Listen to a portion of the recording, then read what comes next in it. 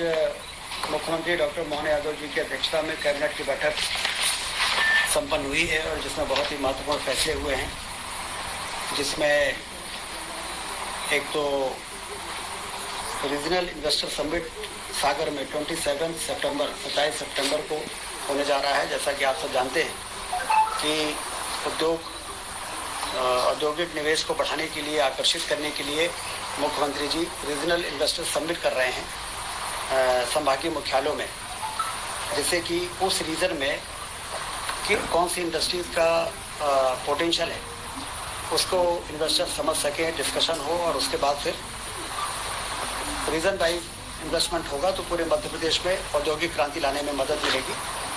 तो 27 सितंबर को जो सागर में इंडस्ट्रियल समिट होने वाला है, उसके तैयारी में पिछले दिनों मुख्यमंत्री कलकत्ता गए थे और कलकत्ता में अभी तक का सबसे अच्छा रिस्पांस उन्होंने देखा। हम सब जानते हैं कि उद्योग के मामले में हमारे देश में कलकत्ता एक ऐसा स्थान है जहां पर शुरू से ही जूट से लेके और तमाम तरह की इंडस्ट्रीज की शुरुआत हुई थी। तो वहाँ के लोगों ने बड़ी रुचि दिखाई है मध्य प्रदेश में आने की।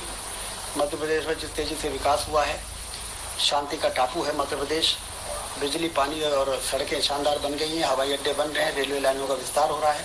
तो इसलिए एक बहुत अच्छा रिस्पांस मुख्यमंत्री जी ने वहाँ पर फील किया और हम सब ये उम्मीद करते हैं कि रीजनल यूनिवर्सिटी कॉन्क्लेव जो सागर में होगा, उसके बाद अगले महीने रीवा में होगा, फिर होशंगाबाद और फिर शहडोल में होगा।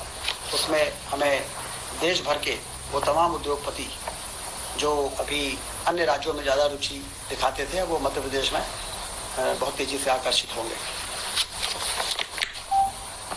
इसी तरह से रिन्यूएबल एनर्जी इन्वेस्ट 24 जो गांधीनगर में हुआ, प्रधानमंत्री जी स्वयं वहाँ पर उपस्थित थे। वहाँ पर मध्य प्रदेश में जो रिन्यूएबल एनर्जी के क्षेत्र में काम हुआ है उसकी बड़ी सराहना हुई है। चाहे वो रीवा का सोलर प्लांट हो 750 मेगावाट का, जिससे दिल्ली की मेट्रो चलती है, चाहे ओंकारेश्वर में फ्लोटिंग सोलर प्लांट का जो एक बहुत ही इनोवेटिव पहल रही है, उसकी भी बड़ी तारीफ हुई है। और पिछले वर्षों में जिस तेज़ी से रिन्यूएबल एनर्जी में यहाँ पर काम हुआ है, आने वाले 2 वर्षों में लगभग उतना ही क्वांटम हमारे प्रदेश में जंप होने वाला है। चाहे वो सोलर प्लांट हो, चाहे वो विंड एनर्जी हो, चाहे वो मिनी हाइडल प्लांट्स हो, इस मामले में भी वहाँ पर मध्य प्रदेश की उपस्थिति दर्ज हुई है। ये भी हम सबके लिए बड़ी उपलब्धि है।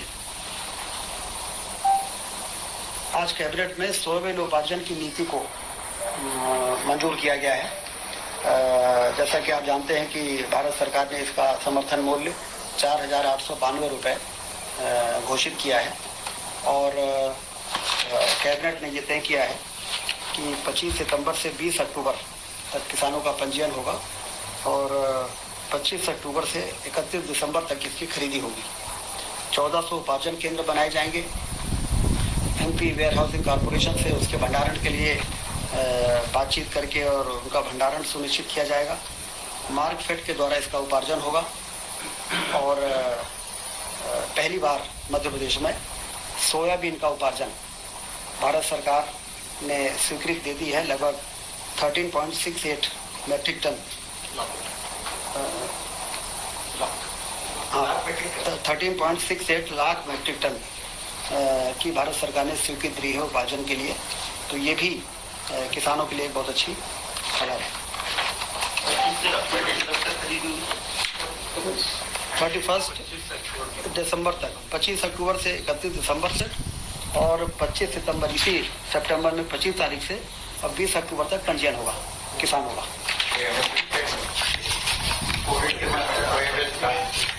MSP 4,892। आज जो मार्केट रेट है लगभग 4,200 से लेकर 4,500 के बीच में है। 4400 4,892, मतलब किसानों के लिए बहुत ही अच्छा अवसर रहेगा। विधायकों का विश्राम गृह आप सब जानते हैं कि काफ़ी पुराना 1958 में जो बन के तैयार हुआ था वो पर्याप्त नहीं है। जिस तरह से लोग विधायकों के पास आते हैं, 1 BHK के वो कमरे, 2-2 कमरे अलॉट होते हैं और उसको लेके विधायक काफ़ी असुविधा महसूस करते थे। तो आज कैबिनेट ने 159.13 करोड़ की स्वीकृति दी है। हमारे विधानसभा अध्यक्ष जी ने भी इस बात को शासन के सामने रखा था कि विधायकों के लिए नए आवास बनाए जाए। तो 2 ब्लॉक को हम नवीन वो जो पारिवारिक खंड है उनको हटाएंगे और वहाँ पर फ्लैट्स बनाएंगे और 5 ब्लॉक बनेंगे। जगह वही रहेगी। वो जो हरियाली की बात होती थी वो जगह नहीं, वो जो रिडेंसिफिकेशन में जो प्रस्तावित था वो जगह नहीं है, वो उसमें मंत्रियों के बगले ज़्यादा थे। ये है पुराने पारिवारिक खंड क्रमांक 1 एवं शॉपिंग सेंटर के स्थान पर 102 आवास रहेंगे, 5 ब्लॉक बनेंगे, 2615 वर्ग फीट उसका स्क्वायर एरिया होगा और संपूर्ण परियोजना की राशि होगी 159.13 करोड़। तो कुल मिला के विधायकों की सुविधा मतलब विधायकों के पास आने वाले हजारों लोग जो जनता जनार्दन होती है उनको भी सुविधा होती है जब वहाँ पर बैठने की अच्छी जगह हो, पार्किंग की जगह हो और मीटिंग कर सकें। इस प्रकार से सभी चीज़ों को जो आज के समय में जरूरी है। ये जो बनेंगे विधायकों के लिए तो मतलब ये 3 BHK संख्या कितनी होगी? 102 आवास अभी बनाएंगे पहले चरण में, उसके बाद जब यहाँ शिफ्ट कर देंगे फिर दूसरा ब्लॉक लेंगे। इस प्रकार से जितने हमारे 230 विधायक हैं सभी के लिए अति आधुनिक 102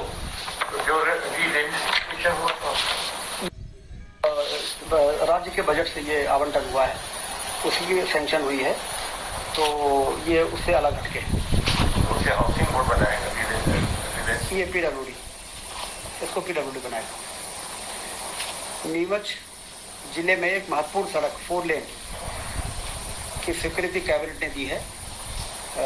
नीमच में एक बाईपास बन के तैयार था, वो 4 लेन था, लेकिन अंदर का मार्ग जो था नीमच शहर तक का 16 किलोमीटर का वो 2 लेन था और शहर का आवागमन के कारण और बढ़ते हुए वाहनों के कारण इसको 4 लेन बनाने का निर्णय हुआ है और इसमें 133 करोड़ रुपए मध्य प्रदेश सड़क विकास निगम द्वारा जो प्रस्ताव दिया गया है उसकी मंजूरी आज कैबिनेट ने दी है। उस इलाके के लिए महत्वपूर्ण इंफ्रास्ट्रक्चर साबित होगा।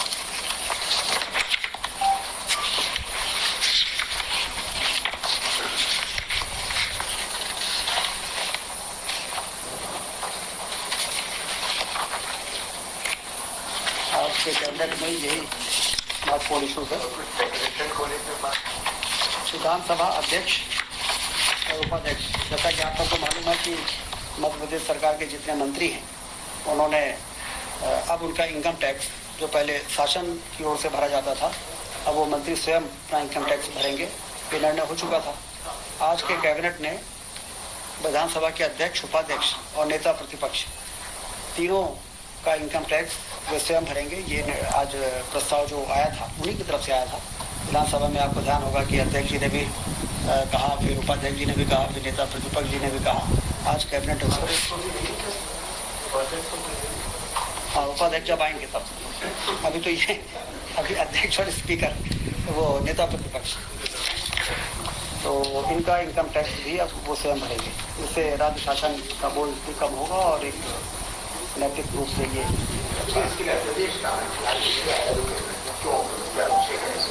अधिनियम में संशोधन करना प्रस्तावित रहेगा।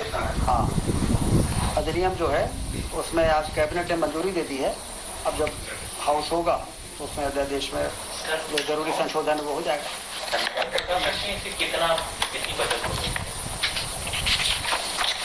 अब ये तो कैलकुलेट करके ही जानकारी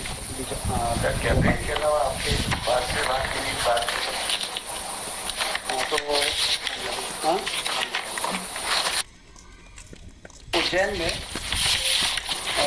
जिले की कान नदी पर कान डायवर्जन प्रोजेक्ट परियोजना की भी रिवाइज सैंक्शन आज कैबिनेट ने दिया है। पुनरीक्षित प्रशासकीय स्वीकृति।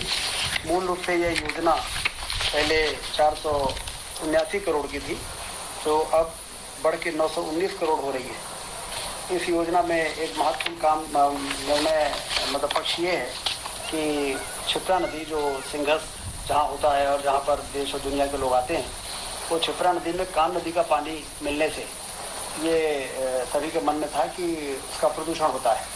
तो अब ये जो रिवाइज हुआ है, इससे इस कान नदी को डाइवर्ट करके और ले जाके और गंभीर नदी में मिलाएंगे, जहाँ पर वो डैम बना है उसके नीचे डाउन स्ट्रीम में, जिससे कि गंदा पानी आने की तमाम जो संभावना है वो समाप्त हो जाएगी और नदी से नदी जोड़ने का भी क्योंकि आगे वो जो ड्राइनेस है वो कान नदी से जाके गंभीर नदी के सूखेपन को भी समाप्त करेगी।